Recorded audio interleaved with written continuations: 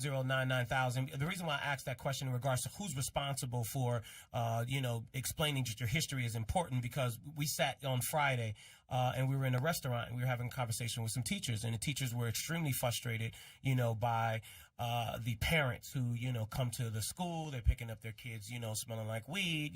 They don't know how to read, at a third grade level. I mean, and you would think that ultimately most people will say that the responsibility, falls on the parent, but, the teacher is trying to educate and teach a kid in some communities that it's just hard to do, when you are, they're coming to school, they don't have clean clothes, they haven't eaten properly, by the time that they got to school, they don't have the resources or anything like that. And you're trying to explain to the parent who's not even on your level, to even know that, these are things that are important to a kid, it's frustrating to everyone. Absolutely. And we work in several high poverty schools in Ohio. Mm-hmm. And as an after-school provider, that's the gap that we fill in, because based upon the standards that teachers have to teach to, they only have time to teach. Right. And the ratios, they have 25 to 30 children. They don't have time to address some of those social needs. Right, because the teachers that we talked to, what they said, I had like 46 students in a classroom. Yep. Oh, my goodness. I mean, how can you even... You can't teach 40. I mean, it's difficult to, keep 10 people, attention span going for, absolutely, at kindergarten or first grade, or, and then you put the layers on top of, I haven't eaten, my mom is, going through this, my dad is not in the home, or, whatever their other layers of challenges are, that is just totally difficult. When we talk about knowing your history, what is the next step after that?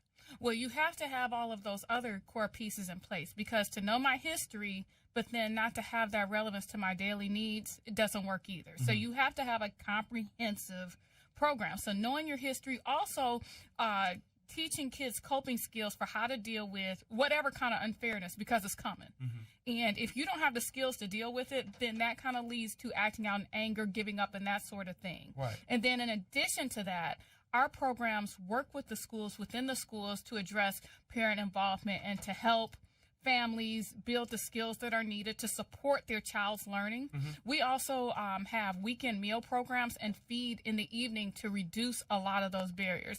If there are children who have issues with clothes and things like that, we provide those.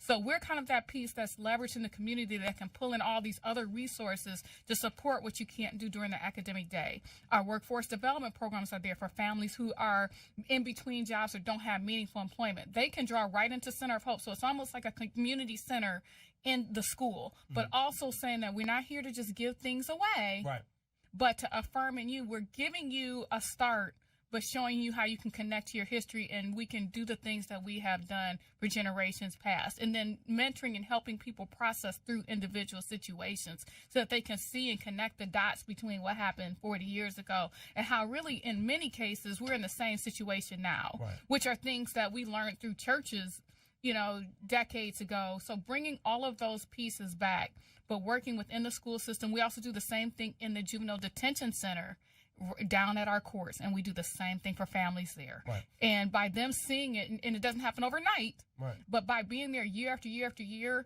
and them seeing the changes in their children, then they buy in. It's like, what do you need me to do? Right.